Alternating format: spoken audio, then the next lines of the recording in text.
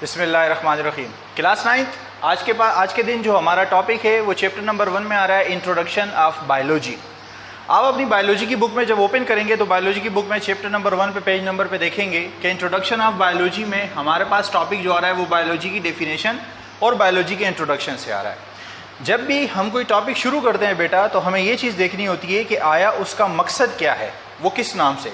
इसी तरीके से आप केमिस्ट्री पढ़ेंगे, पाकिस्तान स्टडी पढ़ेंगे, उर्दू, इस्लामियात, इंग्लिश पढ़ेंगे, तो उसका जो नाम होगा सबसे पहले तो उस नाम की मायनी और उस नाम की एक्सप्लेनेशन हमें समझ में आनी चाहिए। यहाँ है biology. What do you mean by biology? Biology है क्या? हमारे सामने लिखा हुआ है कि bio means life and logy means discuss या डिस्कशन करना। बेसिकली जो बायोलॉजी है वो ब्रांच है साइंस की जिसमें हम स्टडी करते हैं लिविंग ऑर्गेनिज्म की लाइफ के बारे में।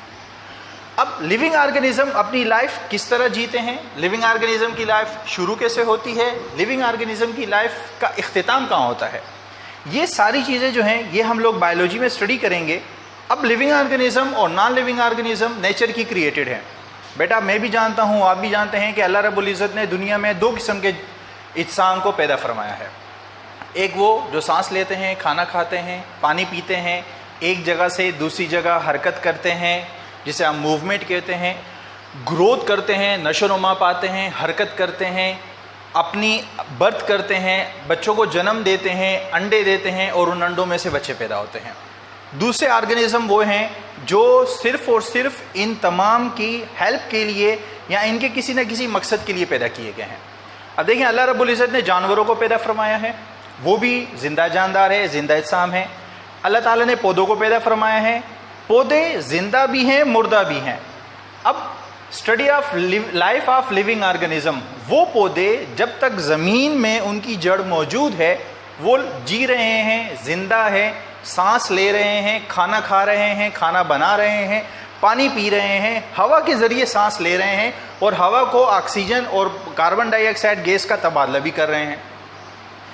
अब इन लिविंग ऑर्गेनिज्म में प्लांट एक ऐसा लिविंग ऑर्गेनिज्म है बेटा जो जब तक ज़मीन के साथ जुड़ा हुआ है तब तक वो जिंदा है। अब जब वो ज़मीन से हट गया, उसकी जड़ को ज़मीन से निकाल दिया गया, काट दिया गया, अब वो लिविंग ऑर्गेनिज्म नहीं रहता, अब वो लिविंग से नॉन लिविंग में चला जाता है। सेम इसी तरीके से जब इंसान की पैदाइश होती है तो वो जिंदा इस्साम में शुमार होता है, लेकिन जब उसकी रूह कब्ज़ कर ली जाती है तो वो मुर्दा हो जाता है। लिविंग ऑर्गेनिज्म की लाइफ की इब्तिदा कहाँ से हो रही है, उनकी ज़िंदगी की इब्तिदा की शुरुआत कहाँ से हो रही है, जिसको हम आगे फर्दर जाके सेल में पढ़ेंगे कि किस तरीके से सेल बना, किस तरीके से सेल में लाइफ का इंट्रोडक्शन, किस तरीके से लाइफ की इब्तिदा प्रीमेबल शुरू हुआ और फिर किस तरीके से उसकी लाइफ ख़त्म होती है। वो एनिमल्स और प्लांट्स दोनों में आता है। अब लिविंग ऑर्गेनिज्म में ह्यूमन्स भी शामिल हैं बेटा। अब ह्यूमन्स लिविंग ऑर्गेनिज्म में एनिमल्स में आते हैं या प्लांट्स में आते हैं, ये फिर बायोलॉजी की फर्दर स्टडी हो जाती है। अब बायो, केमिस्ट्री, फिजिक्स ये साइंस की ब्रांचेज हैं। अब बायो की आगे और मजीद फर्दर ब्रांचेस, सब ब्रांचेस बनी हुई हैं, केमिस्ट्री की भी फर्दर सब ब्रांचेस बनी हुई हैं, फिजिक्स की भी सब ब्रांचेस बनी हुई हैं। ऐसा क्यों किया गया? ऐसा इसलिए किया गया बेटा कि फर्दर ब्रांचेज इसलिए बनाई गई हैं ताकि ऑर्गेनिजम्स की स्टडी को आसानी के साथ सीखा जा सके, समझा जा सके, परखा जा सके। अब देखें 2 मेन ब्रांचेज हैं, ज़ूलॉजी और बॉटनी। अब ज़ूलॉजी और बॉटनी 2 मेन ब्रांचेज हैं, फिर आगे फर्दर ब्रांचेज आ जाती हैं। एनवायरमेंटल बायोलॉजी आ जाती है, जेनेटिक बायोलॉजी आ जाती है, जेनेटिक इंजीनियरिंग आ जाती है, केमिकल बायोलॉजी आ जाती है। ये सारी की सारी जो ब्रांचेज बनी हुई हैं फिर इनको इंसानों ने अपने फ़ायदे के लिए इस्तेमाल किया। क्योंकि देखें बेटा, जब इंसान इस दुनिया में पैदा हुआ तो इंसान ने अपने फ़ायदे के लिए सोचा है। अगर मैं यहाँ इस दुनिया में रह रहा हूँ या आप रह रहे हैं ना, तो अगर हम कमा रहे हैं, आप पढ़ रहे हैं, तो पढ़ना भी इसीलिए होता है कि वो आपको कोई फ़ायदा दे सके। तो इंसानों ने जब अपने मफाद के लिए, अपने फ़ायदे के लिए और इंसानियत की फ़लाह के लिए सीखना शुरू किया, समझना शुरू किया, तो उसने साइंस को समझा। साइंस में फिर बायो, केमिस्ट्री, फिजिक्स को समझा। हम बायोलॉजी पढ़ रहे हैं, फिर बायोलॉजी को फर्दर उसने 2 ब्रांचेज में डिवाइड किया, फिर मज़ीद उसने ब्रांचेस का इंट्रोडक्शन किया, उसने मज़ीद नई ब्रांचेस आगे उसके समझ में आई, वो मज़ीद इसमें तरक्की करता गया। और इसमें सबसे ज़्यादा तरक्की उस वक़्त हुई जब हमने जीन्स को स्टडी किया। अब जीन्स की स्टडी डिस्कशन में अगर हम इसको यहाँ लिख लें DNA, ये हम आगे पढ़ेंगे बेटा, ये हमारे पास आगे स्टडी आएगी और आगे इसकी स्टडी को हम और ज़्यादा इन्हेंस करेंगे कि डीएनए जीन्स की जो स्टडी है उसने बायोलॉजी की तहकीक में और बायोलॉजी ब्रांच में एक नई रूह फूंक दी थी। अब वापस आते हैं study of life of living organism. Living organism में एनिमल्स भी शामिल हैं, प्लांट्स भी शामिल हैं। बायो की फर्दर ब्रांच जोलॉजी में हम एनिमल्स की स्टडी करते हैं, बॉटनी में हम प्लांट्स की स्टडी करते हैं। अब इनको डिवाइड कर दिया गया, किंगडम एनिमेलिया बनाया गया, किंगडम प्लांटा बनाया गया। अब किंगडम एनिमेलिया जो है उसमें पूरी दुनिया में मौजूद जितने जानवर हैं उनके बारे में स्टडी की जाएगी। किंगडम प्लांटा में मौजूद जितने भी पौधे हैं उनके बारे में स्टडी की जाएगी। अब लिविंग ऑर्गेनिज्म में प्लांट्स भी शामिल हो गए, एनिमल्स भी शामिल हो गए, ह्यूमन्स भी शामिल हो गए। इन तीनों की लाइफ प्रोसीजर, इन तीनों का जो लाइफ प्रोसीजर है बेटा वो शामिल है स्टडी ऑफ बायोलॉजी में, कि इनका लाइफ प्रोसीजर स्टार्ट कहाँ से हो रहा है और फिर उसका एंड कहाँ पे हो रहा है। अब स्टार्ट शुरू ज़रूरी नहीं है कि स्टार्ट किधर से कहाँ तक शुरू हो रहा है। स्टार्ट का मतलब ये भी नहीं है कि मैंने सांस लेना कब से शुरू किया। आप जानते हैं इंसान बनने से पहले उसका सेल बनता है। अब वो सेल बना कैसे, उस सेल में लाइफ कैसे आई, ये सारी की सारी स्टडी जो आएगी वो किस में आएगी, हमारे पास बायोलॉजी में आएगी। इसको हम बायो में इनहेंस स्टडी करेंगे और कंप्लीट करेंगे।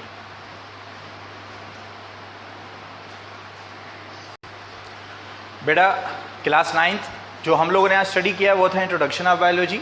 बायोलॉजी के इंट्रोडक्शन में हमने सीखा कि बायो जो है वो 2 वर्ड से मिलकर बना है, बायो लाइफ और logy means discussion.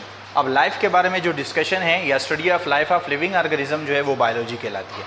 Living organism जो नेचर ने इस दुनिया में वर्ल्ड में पैदा किए हैं वो एनिमल्स हैं, प्लांट्स हैं, ये लिविंग ऑर्गेनिजम्स है। अल्लाह रब्बुल इज़्ज़त ने लिविंग और नॉन लिविंग दोनों चीज़ें पैदा की हैं। अब लिविंग जो है वो भी हमारे फ़ायदे के लिए है, नॉन लिविंग जो है वो भी हमें फ़ायदा देते हैं। ऐसा नहीं है कि नॉन लिविंग बेमकसद पैदा हुए हैं।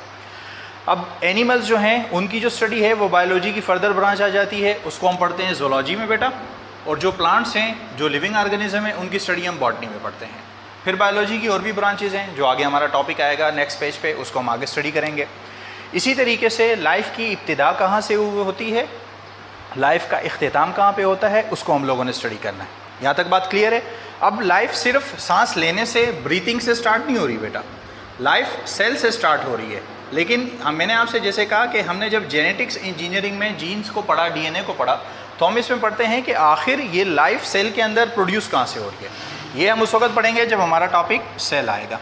अब यहाँ पे हम लोगों ने यही सीखा है कि study of living organism, life of living organism, जिंदा इज्साम की ज़िंदगी के बारे में पढ़ना, समझना, उसको डिस्कस करना, वो शुरू कहाँ से हुए, किधर इख्तिताम होना है, शुरुआत किस तरीके से हुई, वो अपना लाइफ प्रोसीजर किन स्टेप्स में गुजारते हैं, ये बायोलॉजी कहलाती है। बायोलॉजी इन एस्पेक्ट्स पर डिस्कस करती है, इन एस्पेक्ट्स पर वो अपना टाइम स्पेंड करती है, तहकीक करती है।